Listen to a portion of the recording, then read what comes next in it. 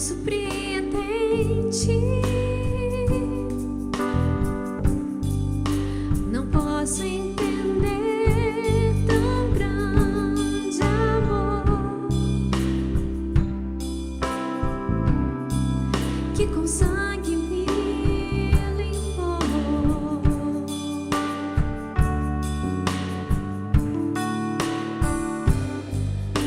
O Filho enviado deixou o trono e a ira suportou.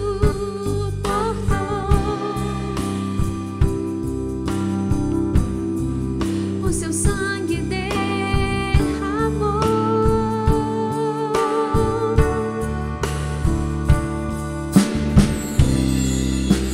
Erga a voz e adore, maravilhado por tão grande amor. Rei dos reis, o Senhor.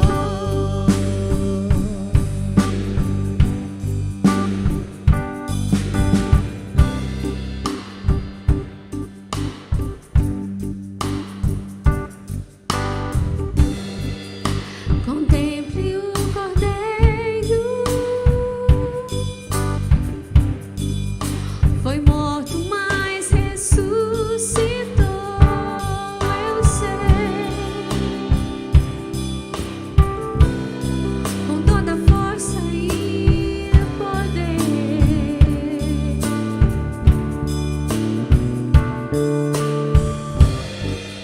E agora exaltado,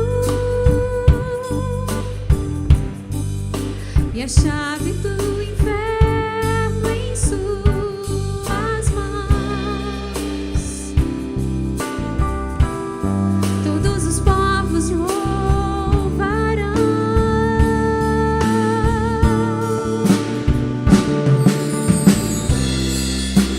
Erga a voz e adore, maravilhado por tão grande amor. Rei dos reis, o Senhor.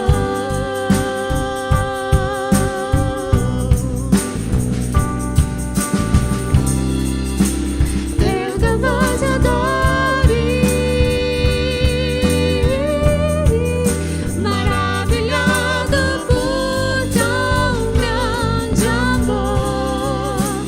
Rei dos reis, o Senhor.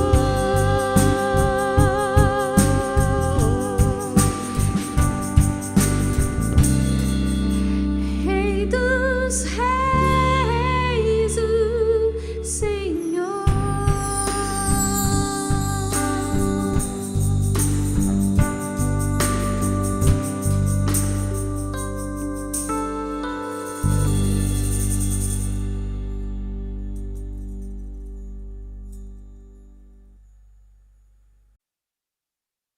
Prezados irmãos, prezadas irmãs, estamos reunidos para oferecermos a Deus um culto de adoração e louvor.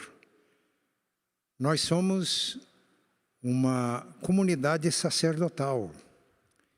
No Novo Testamento, nós não temos sacerdotes, porque todos nós constituímos o sacerdócio de Cristo. Pedro dá a instrução clara: chegando-vos para Ele, Cristo, a pedra que os construtores rejeitaram, mas para com Deus é a pedra eleita e preciosa. Também vós mesmos, disse Pedro, como pedras vivas sois edificados casa espiritual, não uma casa de tijolos, um templo espiritual, para ser de sacerdócio santo. Está se referindo agora a todos os crentes, a todo o povo de Deus, a fim de oferecer-lhes sacrifícios espirituais agradáveis a Deus por intermédio de Jesus. Então o culto é uma oferta, e todos nós somos sacerdotes, porque todos nós em Cristo temos acesso ao trono de Deus para adorá-lo. Vamos ler algumas instruções claras e precisas nas Escrituras, na carta que Paulo escreveu aos Colossenses, capítulo 3, a partir do versículo 12.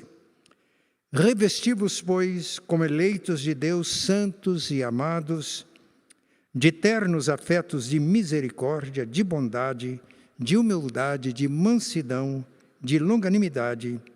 Suportai-vos uns aos outros, perdoai-vos mutuamente, caso alguém tenha motivo de queixa contra outrem.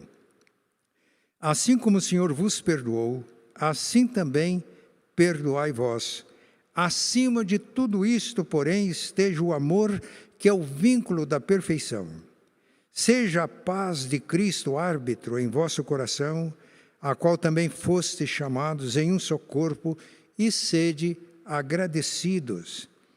Habite ricamente em vós a palavra de Cristo, instruí-vos e aconselhai-vos mutuamente em toda a sabedoria, louvando a Deus com salmos e hinos e cânticos espirituais, com gratidão em vosso coração.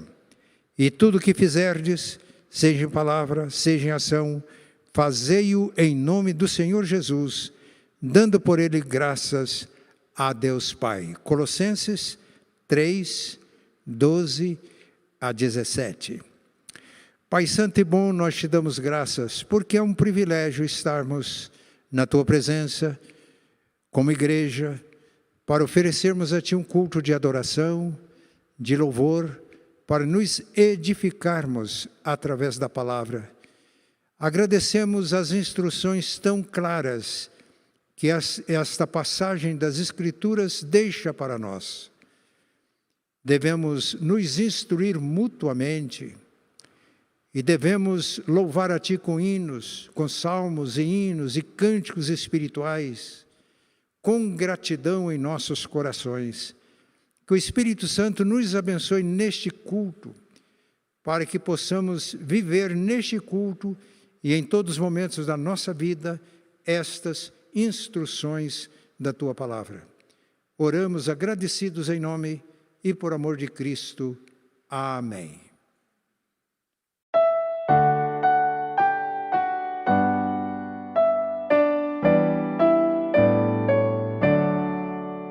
A igreja está firmada em Cristo seu Senhor, que pela água e o verbo criou de novo amor. Buscou-a como a noiva do céu aqui desceu. Comprou-a com seu sangue e a vida assim nos deu. Eleita pelos povos, mas tem um só Senhor. Tem uma fé e origem, Jesus o Salvador. Bende somente a um nome, uma esperança tem. E só de um pão partilha, que a graça deu também. Por entre os sofrimentos da guerra divinal, a igreja em paz espera, paciente até o final. E na visão gloriosa que a fé conquistará, a igreja vitoriosa em Deus descansará.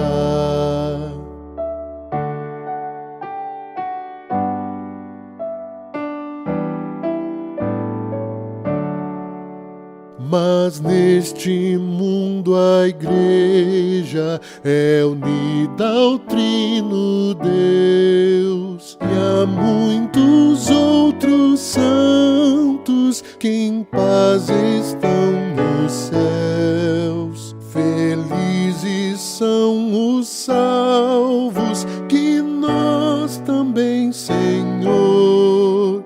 Contigo a paz gozemos do eterno lar de amor.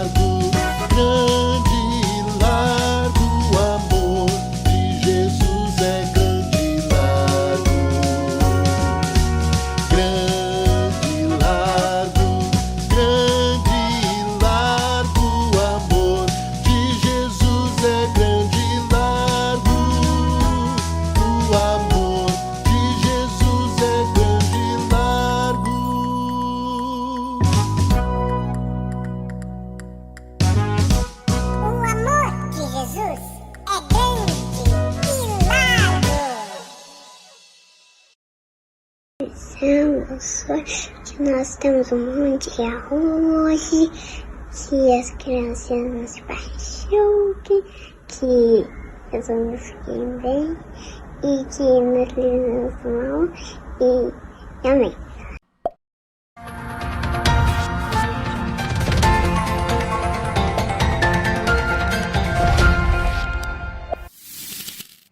Estamos na sexta fase de arrecadação do Partir do Pão. Continuamos com o grande desafio de vencer a pandemia e garantir que 19 famílias continuem a receber as cestas básicas. Através desse projeto, estamos cuidando dos pequeninos do nosso Senhor e servindo-o como Jesus nos ensinou. A primeira EPIC está em movimento. Você vem com a gente? As doações podem ser feitas em qualquer valor na conta que está aparecendo na sua tela. Contamos com seu apoio para continuar a movimentar essa obra. Você já faz parte como membro da primeira EPIC? Não? Aqueles que gostariam de fazer parte da família Primeira EPIC, se batizar, professar a sua fé ou fazer transferência, devem enviar um e-mail para a Secretaria da Igreja no ipic@ipic.org.br até o dia 20 de outubro. Esse momento de decisão é muito importante, não só na vida de cada um, mas um motivo de celebração para a nossa igreja. Acolhei-vos uns aos outros, como também Cristo nos acolheu, para a glória de Deus. Romanos 15, 7. No dia 24 de outubro, tem live do GECONTE, com a médica geriatra doutora Jaqueline Ângela e com a farmacêutica Ana Paula Vilar, abordando o tema Pandemia e suas particularidades na terceira idade. A live acontecerá na página do Facebook da Primeira EPIC, com início às 17 horas. Participe!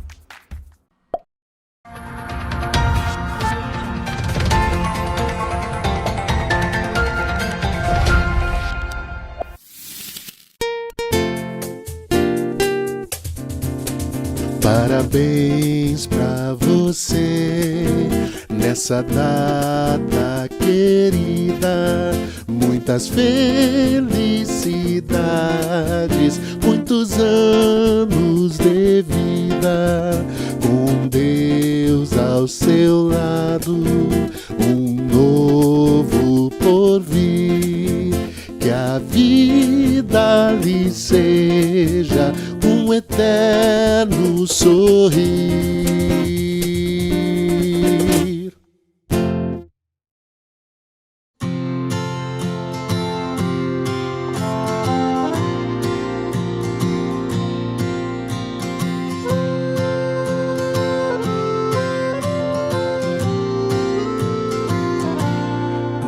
A gente aprende a confiar em um Deus que faz milagres, que ouve a nossa oração, que se faz presente aqui.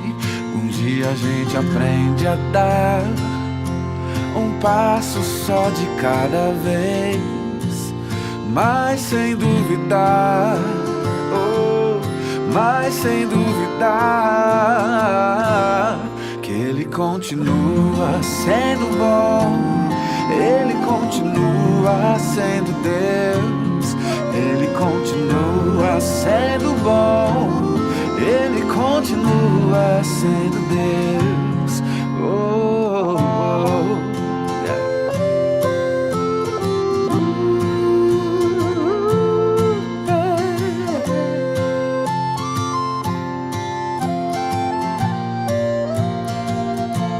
Então chega o dia de viver tudo que se aprendeu e a enxergar até o que não se pode ver. Chega o dia de entender, até ouvir o não de Deus, mas sem duvidar, mas sem duvidar que Ele continua, que Ele continua, Ele continua sendo bom, Ele continua sendo Deus, Ele continua sendo bom, Ele continua sendo Deus, Ele continua sendo bom, Ele continua sendo Deus. Oh, oh, oh, yeah, yeah, yeah.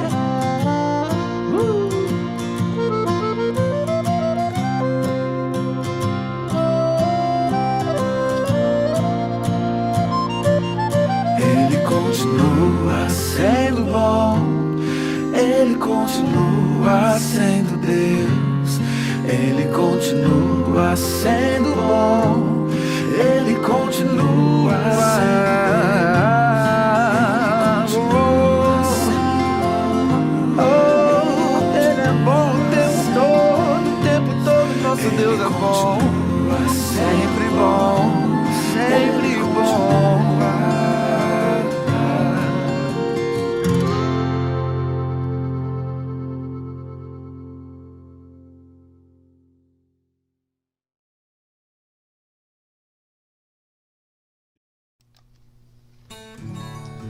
Convido os amados irmãos para a leitura do versículo 1 do Salmo 24.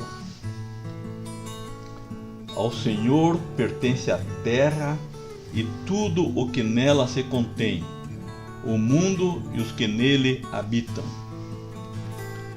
Como se vê, nós nada temos e também não nos pertencemos. E mais, nós pertencemos a Deus e todas as coisas que estão em nossas mãos também pertencem a Ele. Como dono de tudo, Deus nos nomeou seus mordomos, conforme parábola de Jesus, registrada em Lucas 12:35 em diante. Por isso, devemos fidelidade ao dono que é Deus.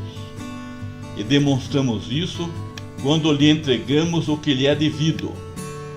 Dentre outras passagens bíblicas que se ocupam do assunto, encontramos em Malaquias 3:10: Trazei todos os dízimos à casa do tesouro.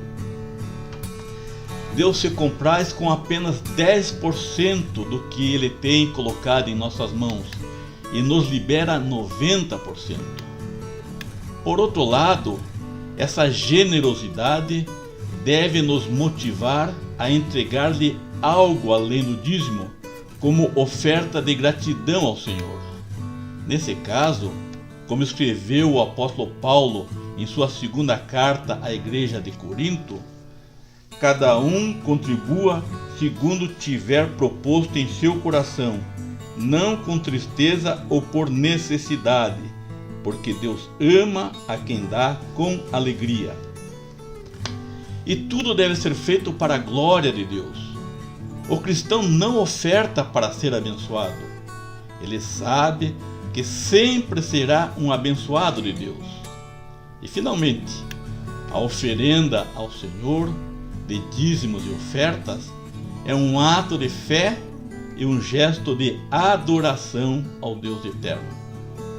Para os irmãos que quiserem participar desse ato, já aparece na tela os dados bancários para essa finalidade. Vamos orar? Soberano Deus, temos plena consciência de que tudo é teu e de que nós também te pertencemos. Somos-te gratos, Senhor, porque é com muito amor e sabedoria que tens administrado nossas vidas. E agora é com amor e em adoração que te restituímos uma pequena parcela do muito que tens confiado à nossa administração. E pedimos que continues a abençoar o teu povo que está participando desse gesto, em todas as suas carências detectadas pelo teu amoroso coração. Em nome de Jesus. Amém.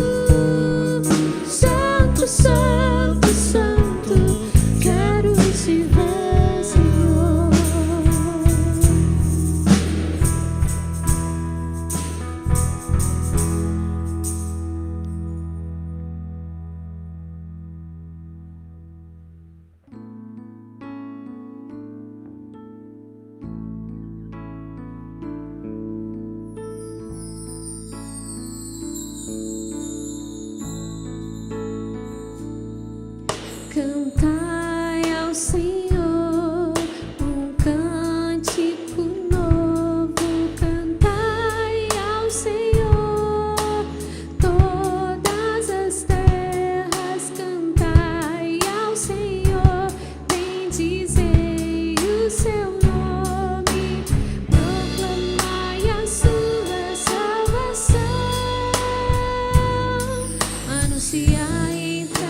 nações a sua glória, e entre todos os povos as suas maravilhas. Porque grande é o Senhor, muito digno de ser louvado, mais temível do que falsos deuses. Glória e majestade estão diante dele, força e formosura no seu santuário.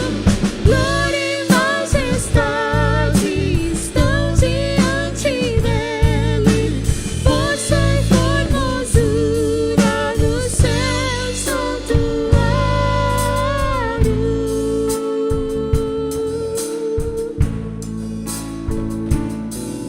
Cantai ao Senhor um cântico novo, cantai ao Senhor todas as terras, cantai ao Senhor, bendizei o seu nome, proclamai a sua salvação, anunciai entre as nações a sua glória, e entre todos os povos as suas maravilhas. Porque grande é o Senhor, muito digno de ser louvado, mais temível do que falsos deuses. Glória e majestade estão diante dele, força e formosura no seu santuário. Glória e majestade estão diante dele, força e formosura no seu santuário.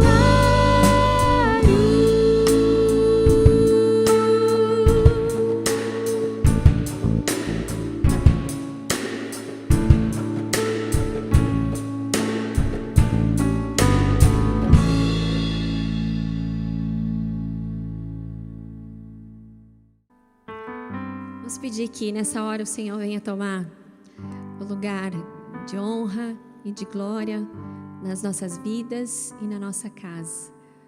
Vamos dizer para Ele que tudo que nós preparamos para Ele nessa manhã é para o louvor da glória dEle.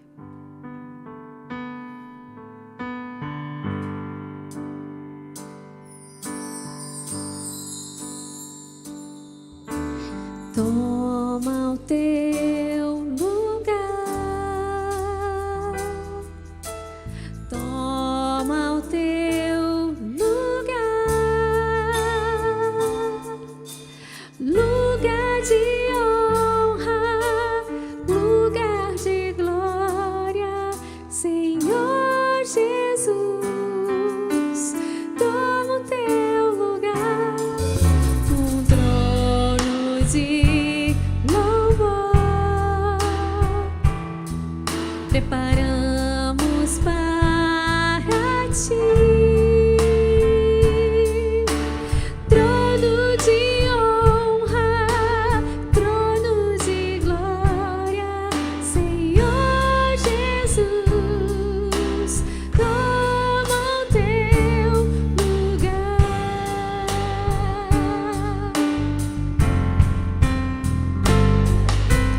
Entronizado entre os louvores, entre os louvores do teu povo, só pra te adorar, estamos nós aqui. Sim, tu és santo, tu que habitas entre os louvores da igreja, tudo é para ti, só pra te adorar, estamos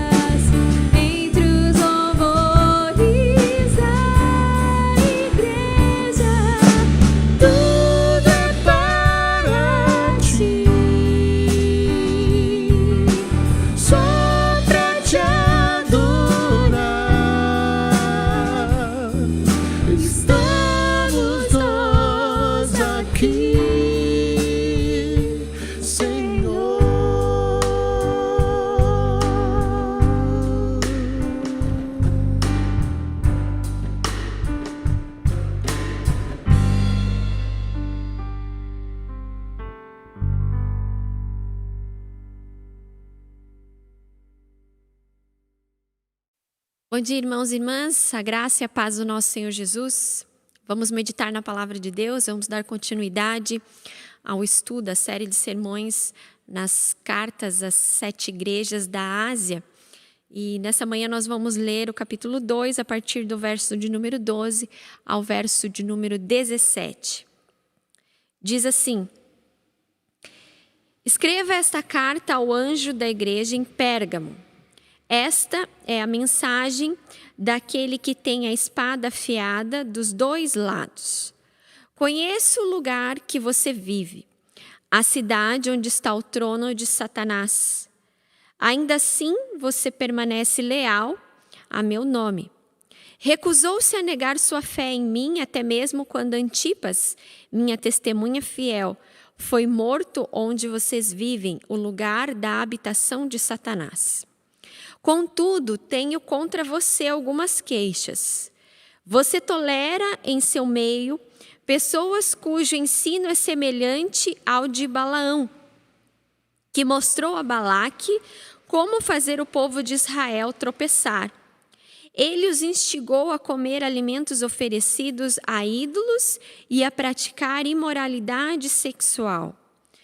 De igual modo, há entre vocês alguns que seguem o ensino dos nicolaítas. Portanto, arrependa-se ou virei subitamente até você e lutarei contra eles com a espada de minha boca. Quem tem ouvidos para ouvir, ouça o que o Espírito diz às igrejas. Ao vitorioso, darei o maná escondido. Também lhe darei uma pedra branca, e nela estará gravado um novo nome, que ninguém conhece, a não ser aquele que o recebe. Até aqui, vamos orar? Pai, graças te damos por essa manhã, pelo privilégio de podermos meditar na Tua palavra. Ó Deus, queremos dizer que os nossos corações, os nossos ouvidos e as nossas mentes estão abertos, ó Deus, para ser trabalhados pelo Senhor, no mais profundo do nosso coração. Ó Deus, queremos ouvir o Teu Espírito nessa manhã. Nos quebranta, nos transforma. Pedimos a Tua bênção, a Tua iluminação nessa hora, para a vida e o coração de cada irmão e de cada irmã nessa manhã, em nome de Jesus. Amém. Nós vamos dar continuidade, hoje vamos falar então sobre a igreja de Pérgamo. E o tema que nós vamos abordar é Pérgamo, uma igreja acomodada. Essa é a terceira igreja que aparece aqui em Apocalipse. A palavra Pérgamo significa casado. Alguns historiadores chegam a mencionar que talvez Pérgamo tenha sido fruto do trabalho missionário de Paulo, porque na terceira viagem missionária de Paulo, o evangelho foi pregado em toda a Ásia. Então, existe de fato essa possibilidade de Pérgamo ter sido fruto do trabalho missionário de Paulo. E o ponto central dessa carta é alertar a igreja sobre o risco da perigosa mistura do povo de Deus com o engano doutrinário, com o mundo, com a imoralidade e tudo que o mundo oferece. É uma chamada de atenção, de alerta para a igreja, para que ela despertasse, para que ela abrisse os olhos e não se moldasse ao mundo, não se deixasse seduzir pelos pecados, não se deixasse seduzir pelo mundanismo. E mais do que nunca, essa mensagem é muito relevante também para os nossos dias. Nós precisamos ouvir o que Jesus disse à igreja de Pérgamo, que vivia também sobre as pressões externas que estavam não só exteriormente, mas principalmente adentrando a igreja. E hoje, a igreja de Jesus, trazendo para nós, entendendo, e aqui, quando nós falamos igreja, somos cada um de nós, nós também estamos suscetíveis às mesmas pressões no presente. Pérgamo, então, era uma capital política e cultural muito importante. Nela, o governo romano foi estabelecido. Em Pérgamo tinham muitas construções e foi onde se ergueu um grande templo, o maior templo para César em toda a Ásia. Naquele tempo, então, eles construíam os templos e o paganismo era muito forte, principalmente a adoração a César. Se alguém adorasse qualquer outro deus, imediatamente tinha que se prestar louvor e honra ao nome de César. Então, Pérgamo estava imersa num lugar onde havia muita idolatria, e isso era o cotidiano daquelas pessoas. Incensos eram queimados, para eles não havia problema nenhum servir a outros deuses, né? Desde que César fosse o maior. Pérgamo era uma cidade, então, como nós falamos, onde havia muitos deuses, muitos templos e altares dedicados a vários deuses como Zeus, Atenas, Asclépio, que era o deus da serpente, era o deus que realizava curas, e era o deus da cidade de Pérgamo. Veja que a idolatria era tão forte que a própria cidade tinha o seu próprio deus. E então, esse deus, né, das serpentes, das curas, Asclépio, ele reunia muitos médicos, muitas pessoas também iam até esse templo pedir cura na sua saúde, em busca de solução para alguma doença. E ali acontecia esses rituais, e ele era o deus das serpentes, porque nos templos haviam cobras, e acreditava-se que essas cobras iam por cima do corpo, então elas realizavam aí esse efeito, esse poder curador. E até hoje, né, é uma curiosidade que esse deus da serpente, ele, da cultura grego-romana, ela foi para a medicina, e hoje o símbolo da medicina, se todos se lembrarem, é uma serpente enrolada no bastão. Então, aí, porque vem, né, dessa mitologia aí grega do deus Asclépio. E muitas pessoas iam a Pérgamo porque lá também residia uma escola de medicina. Muitos teólogos relacionam esse deus serpente com a serpente do Gênesis, né? Apresentando aí como aquela que seduz, que é sedutora. Em Pérgamo também, além de toda essa questão da idolatria a deuses, adorar outros deuses não era problema para eles, havia também em Pérgamo foi descoberto através do material de pele de animais, o chamado então pergaminho, né, o material para escrita, que veio a substituir o papiro. E Pérgamo então se gloriava dos seus conhecimentos, das suas descobertas, do seu paganismo, da sua idolatria e também da sua cultura.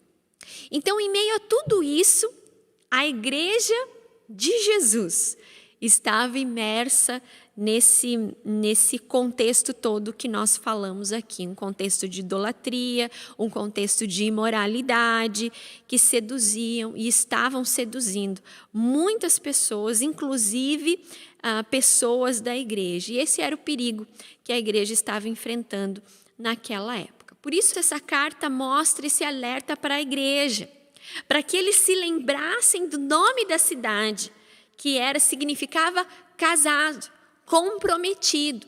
A cidade como um todo estava comprometida com o paganismo, com coisas que não agradavam a Deus. Mas a igreja precisava se lembrar com quem ela era comprometida. Comprometida com o verdadeiro Deus, e não se deixassem seduzir pelo mundo. A igreja, quando nós olhamos para a palavra de Deus, a igreja é a noiva de Cristo. Aqui no texto, Cristo se apresenta como aquele que tem a espada afiada de 2 gumes. Isso significa julgamento. E com a espada, então, ele esquadrinha os corações para ver o que se passa dentro de nós. Em Hebreus 4, verso 12, diz que a palavra de Deus é viva e eficaz, mais cortante que espada de 2 gumes. E ela penetra até o ponto de dividir a alma, o espírito, juntas e medulas, e então apta para discernir os pensamentos e propósitos do coração. Cristo se apresenta como esse, que é a espada de 2 gumes, apta para discernir os pensamentos e os propósitos do coração, que está falando aqui é que ele conhecia. Tanto é que os próximos versículos vão dizer isso. Conheço onde vocês estão, conheço vocês. E na cultura romana, a espada, ela era o símbolo de poder e de autoridade. Também significava o julgamento ou punição de vida e morte. E César, para os pérgamos, tinha a palavra final. Naquela época, ele teria que ter a palavra final. O que ele falava se tornava lei. Então, Jesus resgata esse princípio que a igreja dele deveria viver, que era estar verdadeiramente debaixo da sua autoridade. Prestar culto somente a ele. Se comprometer somente com a verdade dele, que vem dele. E então, ele se coloca como a autoridade máxima, ele tenta lembrar a igreja desse comprometimento com ele. Ele é o guerreiro divino, que é aquele que tem poder sobre a morte, sobre a vida, e a palavra dele é final, e o seu reinado é absoluto. Então, Jesus, como nas outras cartas, isso faz parte do estilo aqui literário, das divisões das cartas, ele faz um elogio à igreja de Pérgamo, ele faz um alerta, uma crítica, mas também uma promessa. Então, em primeiro lugar, o elogio que Jesus faz a essa igreja, a igreja de Pérgamo, é que ela era leal em meio às pressões. Leal em meio às pressões. Veja, diz a carta: conheço o lugar onde você vive, a cidade onde está o trono de Satanás. Assim você permanece leal ao meu nome. Recusou-se a negar a sua fé em mim mesmo, até mesmo quando Antipas, minha testemunha fiel, foi morto onde vocês vivem, o lugar da habitação de Satanás. Esse elogio é uma palavra de encorajamento àqueles irmãos. Jesus sabia o significado, pois ele mesmo havia enfrentado as investidas de Satanás. Ele sabia o que significava estar num local onde Satanás exerce as suas pressões e as suas forças e as suas influências de tudo quanto é jeito. E isso a gente vê na vida de Jesus, em Mateus capítulo 2, verso 13, 4, 1 a 11, quando fala da tentação, Mateus 27 também. E os crentes em Pérgamo viviam, então, onde se chamava o trono de Satanás. Imagina, mesmo dando esse contexto, né, que eu falei aqui da cidade, além de todo esse contexto de paganismo, de moralidade, por tudo isso, então, se tornava o trono, a cidade se tornava o trono de Satanás. Alguém já falou que Satanás visitava as outras cidades, mas ele morava em Pérgamo. Olha que coisa forte. Mas o que era esse trono? Então, esse trono era a religião pagã. Como a gente mencionou aqui, era uma constante ameaça à igreja. Mas Jesus cita Antipas. E Antipas, há muitas interpretações que falam que ele era o líder dessa comunidade existente em Pérgamo. Era o pastor da igreja. E ele havia sido morto por causa da sua fé. E aqui há o enaltecimento do testemunho que Antipas foi porque ele não negou a fé até o último momento. Então ele é usado como exemplo para aqueles cristãos, um exemplo que devia ser seguido por aqueles crentes. Antipas então se destaca por sua fé e pela sua coragem. Ele não se prostrou, ele não se deixou levar pelas seduções que haviam em Pérgamo, ele não se deixou levar pelo paganismo, pela idolatria, ele não se rendeu, pelo contrário, até o último momento, ele defendeu a sua fé. Inclusive, o significado de Antipas significa contra todos. Então, contra todos, ele se levantou pela fé que ele tinha em Cristo Jesus. E aqui no texto, nas palavras aparece: foi minha testemunha fiel, morto no lugar onde vocês vivem, na habitação de Satanás. Antipas não foi derrotado, mas ele foi vitorioso por ter sido leal até a morte. Trazendo para nós, hoje a igreja ainda trava essa luta, a luta contra Satanás, contra o trono de Satanás. E o trono de Satanás estava na estrutura política, cultural e religiosa da cidade. Assim como naquela época, ainda hoje nós somos chamados a não nos acomodarmos, a não sermos simplesmente uma igreja, uma religião, uma denominação, mas sermos cada um de nós uma igreja viva, uma testemunha fiel e leal do Senhor, custe o que custar, até mesmo as últimas consequências de continuarmos a sendo leais e fiéis a Deus, combatendo o bom combate, não se curvando a poderes terrenos e mundanos. A palavra do Senhor diz que o mundo jaz no maligno. 1 João, capítulo 5, verso 19. Nós sabemos que somos de Deus e que o mundo todo, ele está sob o poder do maligno. Paulo mesmo, na igreja de Éfeso, ele disse que nós não temos que lutar contra carne e nem sangue, mas sim contra principados, contra potestades, contra os príncipes das trevas desse século, contra hostes espirituais da maldade nos lugares celestiais. Efésios 6:2, são palavras dele, de Paulo, à igreja em Éfeso. Essa ainda é a nossa luta, que não é contra carne e nem sangue, mas é contra o maligno.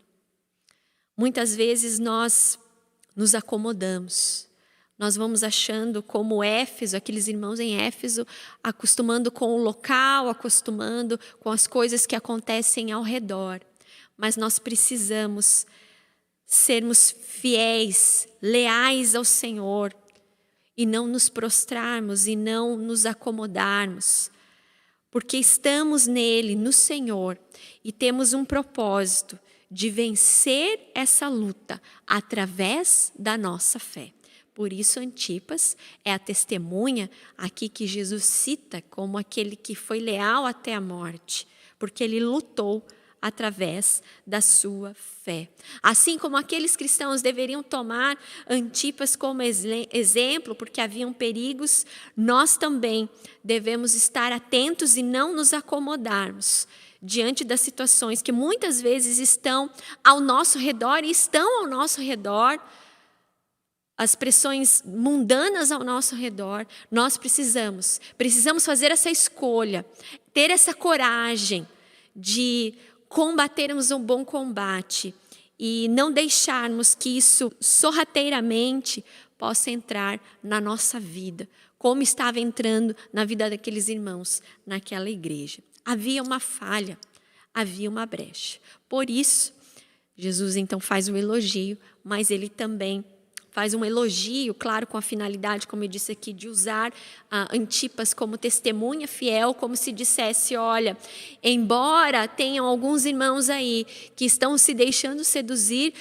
Antipas, ele foi meu servo fiel, ele foi minha testemunha fiel. Usá-lo, então, como esse exemplo. Havia uma falha e uma brecha que aqueles irmãos talvez não tinham percebido por estarem acomodados. Esse é o perigo da acomodação. Nós não vamos vendo que as coisas estão acontecendo. Por isso, em segundo lugar, Jesus faz o alerta que eles estavam acomodados diante dos perigos. Acomodação diante dos perigos.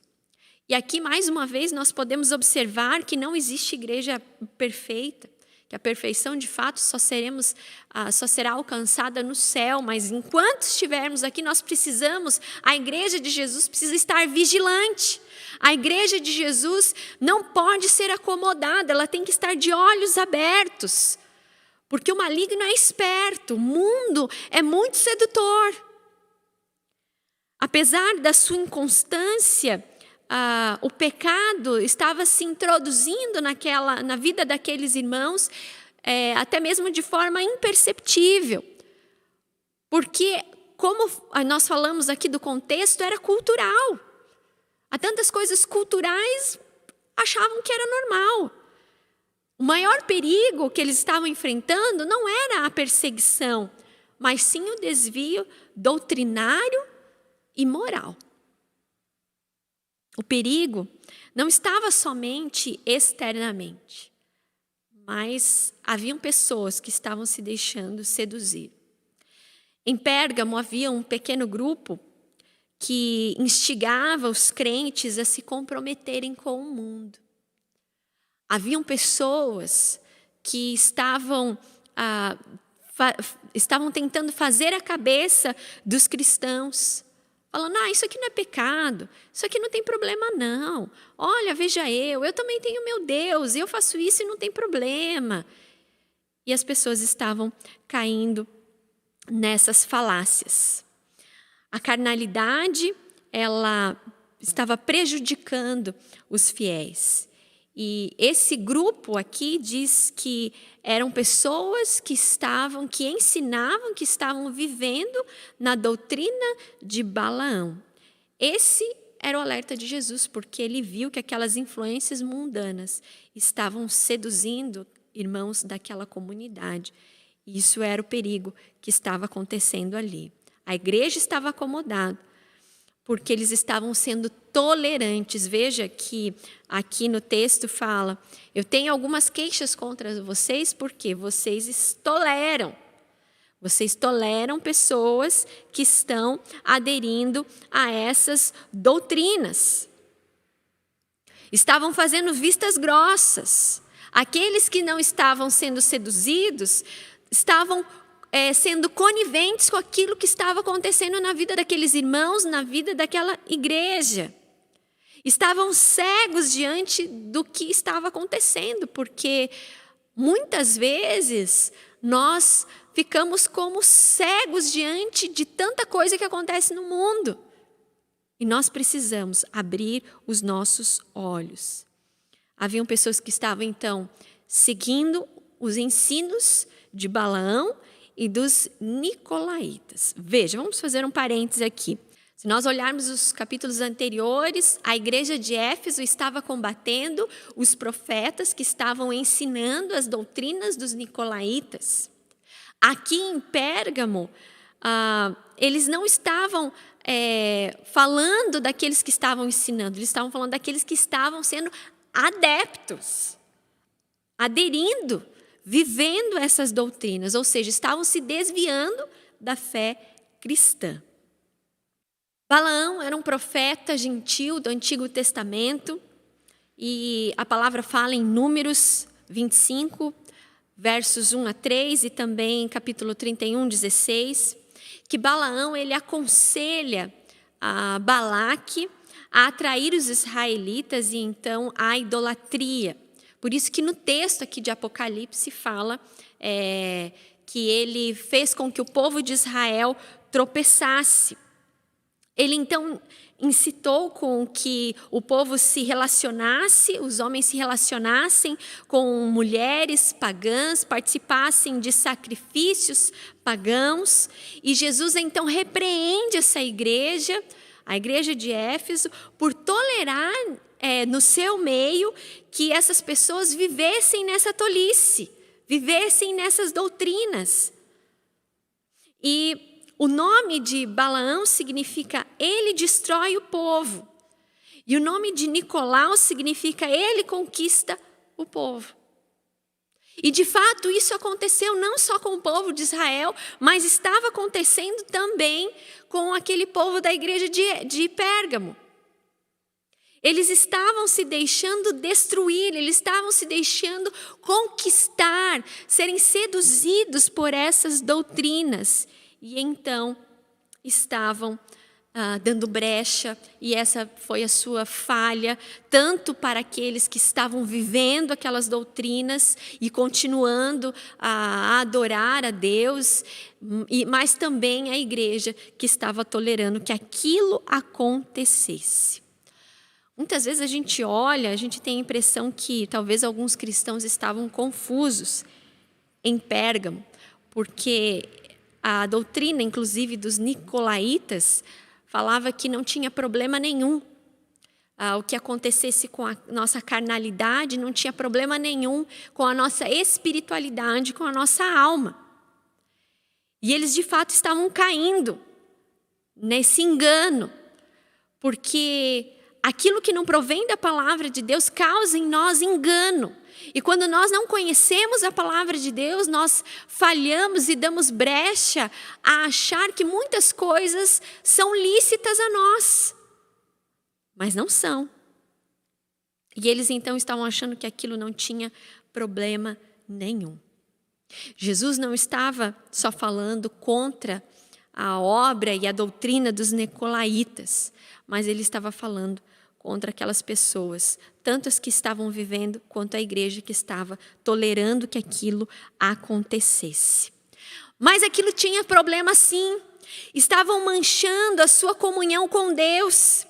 Em Atos capítulo 15, uma das recomendações à igreja gentílica era que eles se abstivessem de relações sexuais ilícitas e de festas pagãs com carnes oferecidas sacrificadas a ídolos.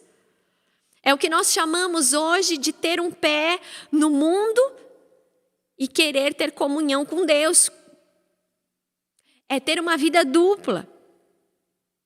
Eles estavam tentando achar um meio de viver conforme o mundo diz, entre os costumes da sociedade, da época, e também ter uma vida cristã.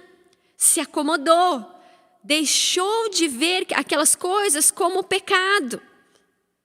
E trazendo para nós hoje, será que essas coisas também não são ameaças para nós? A palavra de Deus ainda, ela é contextualizada para os nossos dias, ainda vivemos sim sobre essas pressões. Talvez não com o nome de doutrinas de Balaão e de nicolaítas, mas são coisas que estão enraizadas nesse mundo e que quando nós olhamos para a sociedade, acham que tudo é normal. Acham que tudo não tem problema.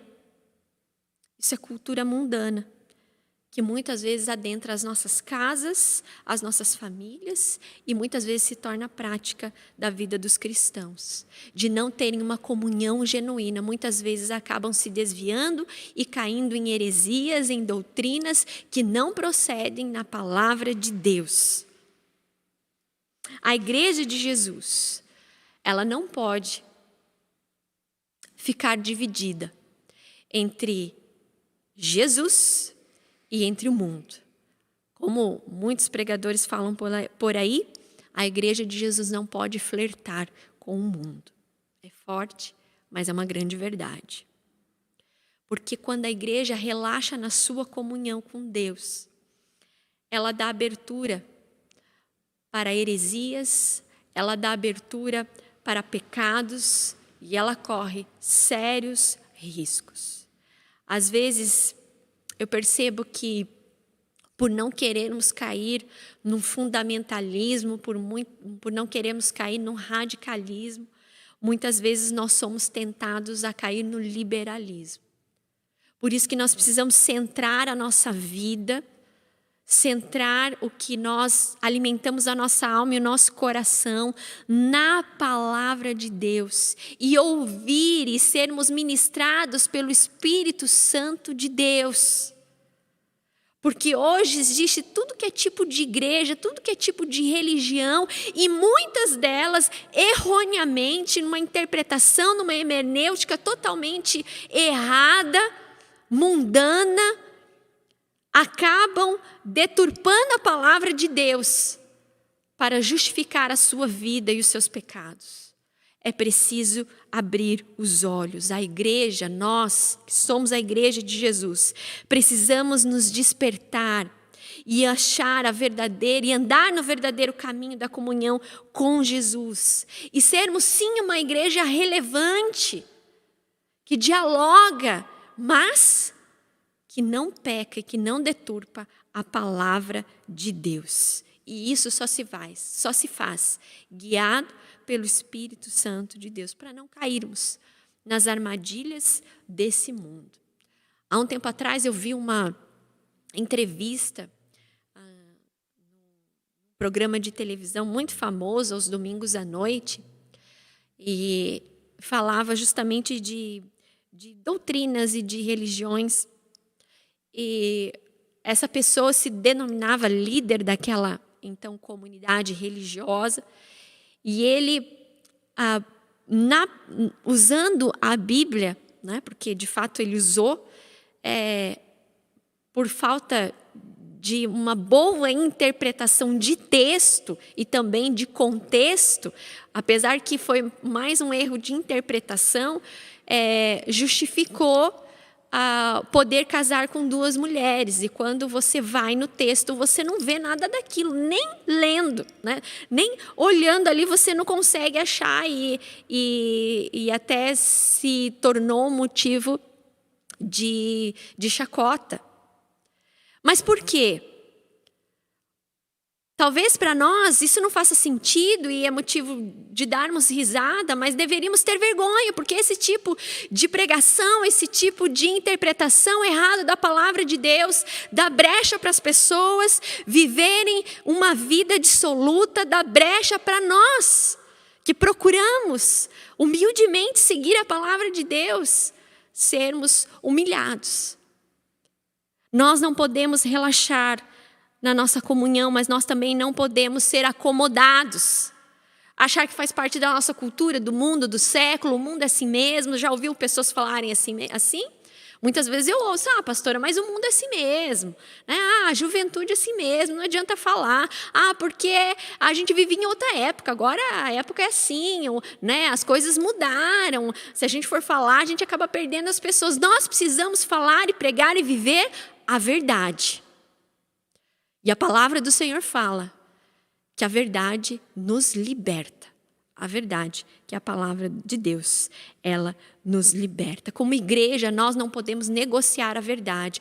Essa igreja, essa comunidade de Pérgamo estava negociando com a cultura e com a sociedade da sua época. Estava fechando os olhos. Estava acomodada. E nós hoje somos chamados a não sermos acomodados, mas a sermos incomodados, a nos tornarmos inconformados com as coisas que acontecem ao nosso redor e que não condizem com a palavra de Deus.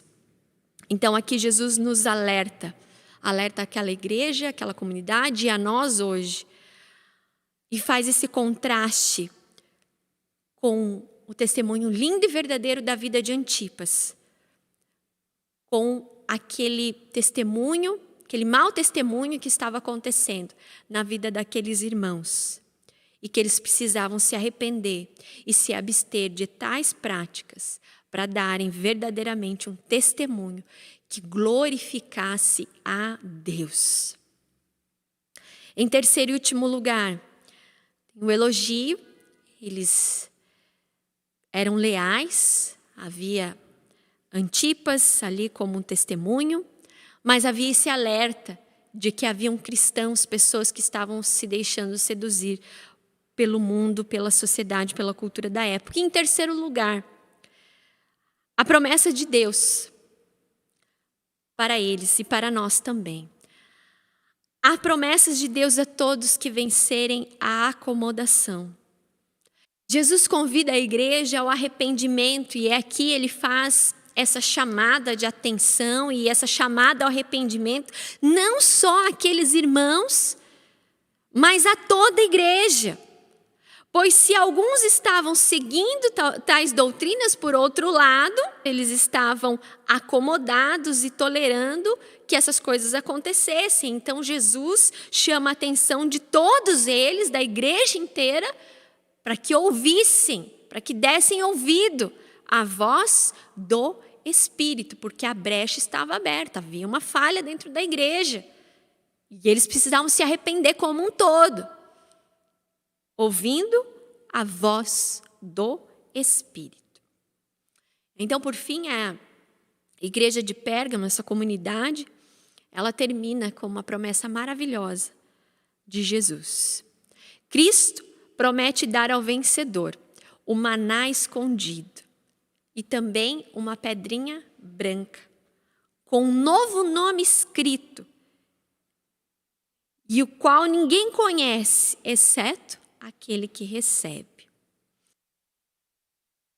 A Bíblia explica que o próprio Cristo, ele é o maná que desceu do céu. Ele é o pão vivo.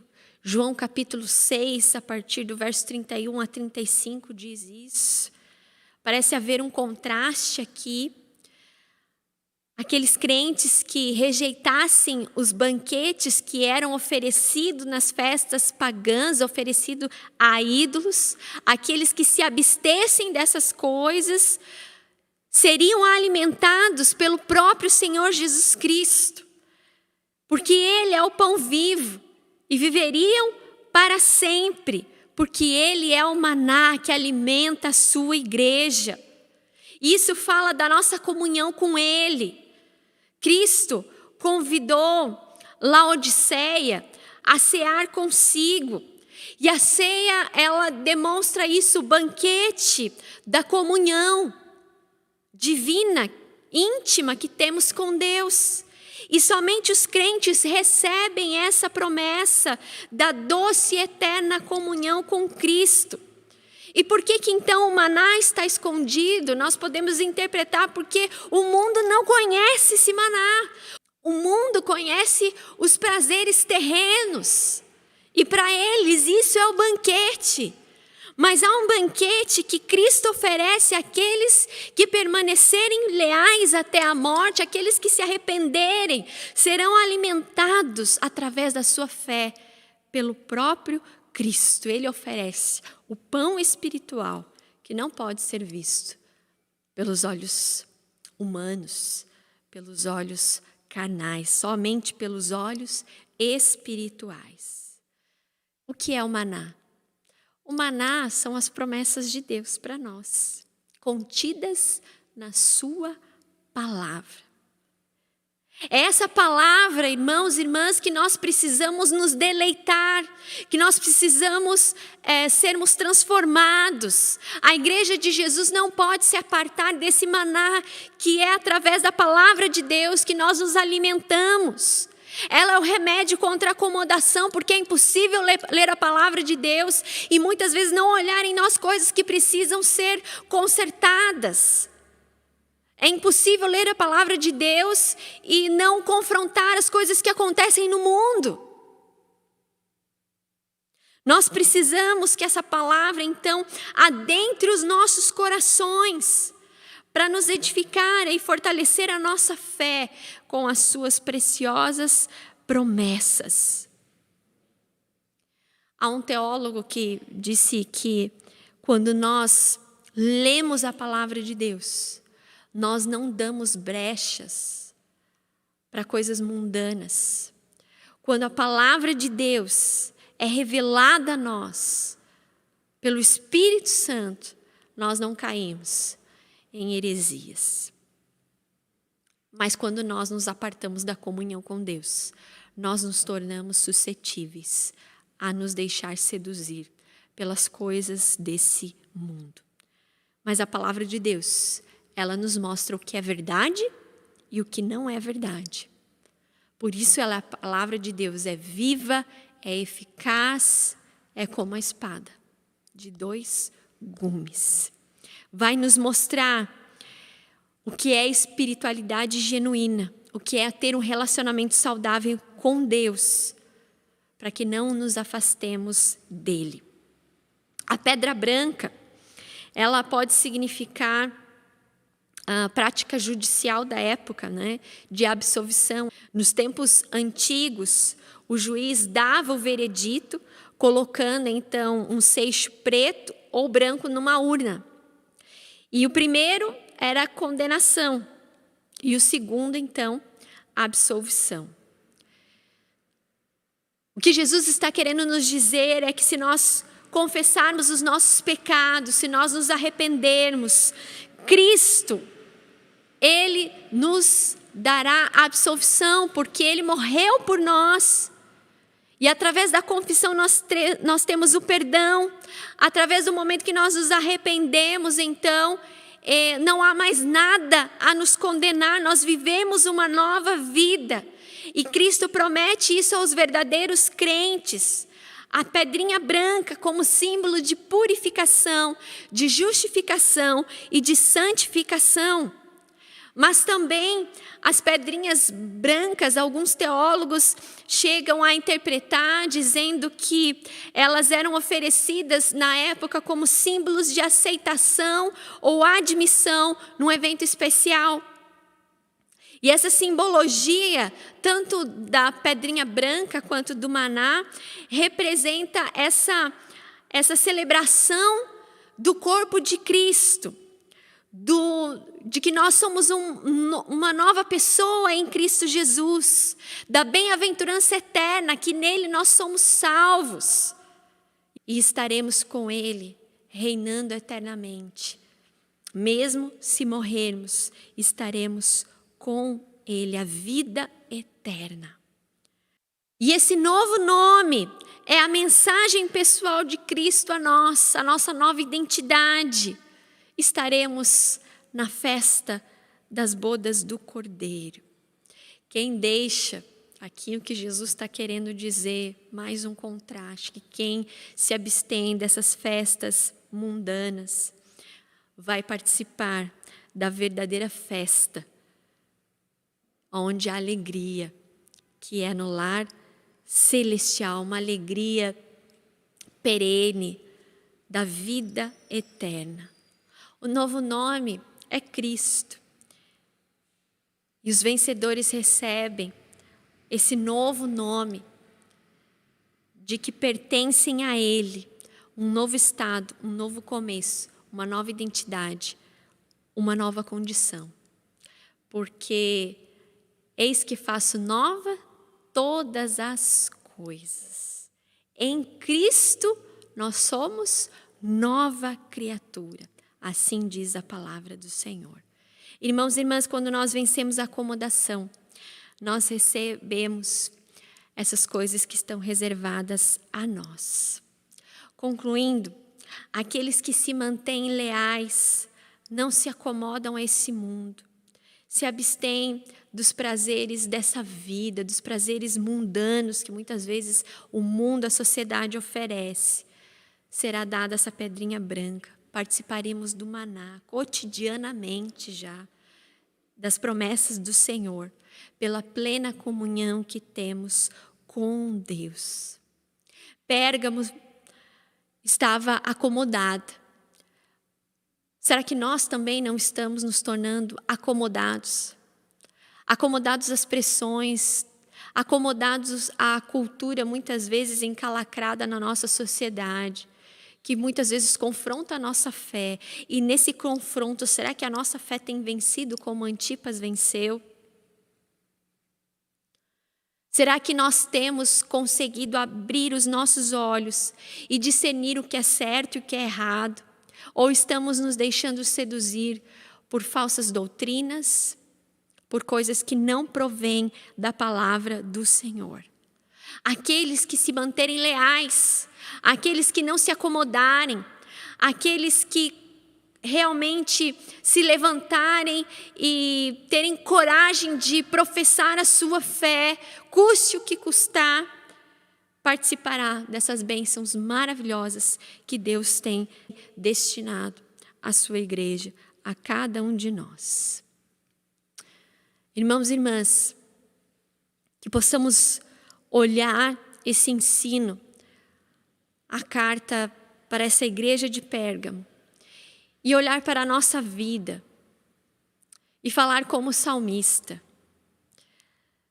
vê se há em mim algum caminho mau e guia-me pelo caminho eterno, pelo caminho da verdade. Será que não há coisas na nossa vida que talvez nós estamos pecando contra Deus, pecando contra a sua palavra? Isso é uma mensagem séria, é uma mensagem que nos desafia, que nos confronta, porque a palavra de Deus é isso para nós. E aqueles que são filhos de Deus são confrontados em amor, não com medo ou com temor, mas em amor. Porque o que Cristo quer para a sua igreja é santidade, é restauração, é salvação. Por isso, que nesse conselho de Jesus possamos dar ouvidos à voz do Espírito Santo de Deus, que sonda e conhece o nosso coração. E que participemos desse maná e que possamos ser alimentados e fortalecidos para vencermos os dias que são maus. Para que possamos resistir ao inimigo.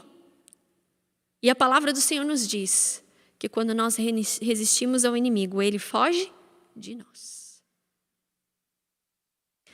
Que possamos olhar para dentro do nosso coração e sermos sinceros perante o Senhor. Se de repente há coisas que para nós já encaramos como coisas normais da sociedade, que nós possamos olhar, lamentar e não ser adeptos a essas coisas que muitas vezes rondam a nossa vida, as nossas casas e estão na sociedade. Mas que nós possamos, com todo o nosso coração, com toda a força, vivermos uma vida que glorifica o nome do Senhor. E que possamos seguir o exemplo de Antipas e realmente sermos testemunhas, que Jesus possa olhar para nós, em nome de Jesus. Esse é o meu desejo. Temos falhas? Temos, mas toda falha pode ser corrigida com o amor e a ajuda de Deus. E que Jesus possa olhar para nós, para cada um de nós, e falarmos: olha lá, foi minha testemunha fiel, leal, não negou a sua fé, mas foi fiel até a morte. Que Jesus nos abençoe, que Jesus nos ilumine, que Jesus nos direcione os nossos passos nesses dias tão difíceis que nós vivemos. Que os nossos olhos estejam fixos no autor e consumador da nossa fé e que Cristo seja glorificado para todos sempre. Amém. Vamos orar? Pai, graças te damos pela tua palavra. A tua palavra que é viva, que é eficaz, Pai. Tu és aquele cuja palavra de Deus aqui nos falou hoje, Pai. Que conhece os nossos corações, a espada de 2 gumes, que penetra no mais profundo do nosso coração. Ó Deus, que o Senhor possa nos ajudar para vivermos um evangelho que realmente glorifique o teu nome. Que sejamos achados, cada um de nós, cada membro, cada filho, cada filha tua, ó Deus, como testemunhas leais ao teu nome, Pai. Ah, Deus, o Senhor conhece a nossa pequenez, o Senhor conhece as nossas falhas. Perdão, Senhor, perdão. Perdão pelos nossos erros. Perdão, ó Deus, quando muitas vezes fazemos vista grossas às coisas que não condizem com a tua palavra. Abre os nossos olhos, Senhor, para que possamos vencer essa luta contra o inimigo através da nossa fé. Ó Deus, fortalece a nossa vida, fortalece a nossa fé, aviva, Deus. Desperta a tua igreja, Pai, em nome de Jesus. Que possamos permanecer fiéis à tua palavra, que possamos nos dedicar, ó Deus, na leitura da tua palavra, que teu Espírito Santo nos ilumine, ó Deus, e nos dê, ó Pai, realmente a direção para o nosso caminhar, ó Pai. Ah, Deus, não permita, Senhor, que nós nos desviemos nem para a direita e nem para a esquerda, mas que possamos nos manter firmes no caminho, a verdade e a vida que é o Senhor. Tu és a nossa vida, Pai. Tu és a nossa vida. Ó Jesus, tira as vendas dos olhos e que nós possamos olhar, ó Pai, com os olhos espirituais e podermos nos deleitar no maná que o Senhor tem preparado para nós. Porque a tua própria palavra fala que é da boca do Senhor que nós devemos nos alimentar, daquilo que procede da tua boca. Nem só de pão o homem viverá, mas de toda a palavra que procede da boca do Senhor, Pai. Ó Deus, que os nossos olhos, os nossos ouvidos estejam sempre atentos aos teus conselhos. Que assim como o Senhor deu o conselho a essa igreja, que nós hoje, cada um de nós, possamos estar com os nossos ouvidos abertos aos teus conselhos, ó Pai. Guia-nos, protege-nos, ó Pai, e dá-nos a vitória no teu nome, porque em ti nós somos vitoriosos, porque o Senhor venceu aquela cruz, e naquela cruz o Senhor derramou o seu sangue precioso por nós, para nos lavar, para nos purificar de todo pecado, e agora em ti, ó Deus, nós somos alvos mais que a neve, ó Pai.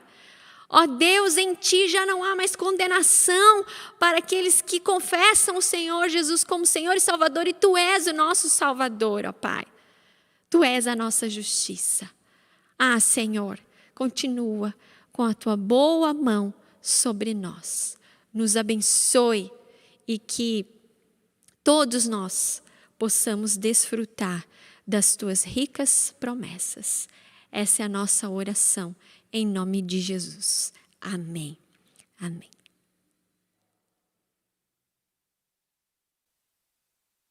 Olhe aqui para mim, ninguém precisa fechar os olhos agora, pode olhar para cá. E recebam a bênção. O Senhor vos abençoe e vos guarde. O Senhor faça resplandecer o seu rosto sobre vós e tenha misericórdia de vós. O Senhor sobre vós levante o seu rosto e vos dê a paz. E que esta paz de Deus, que vai além da compreensão humana, domine, guarde, proteja os vossos corações e as vossas mentes em Cristo Jesus. Amém.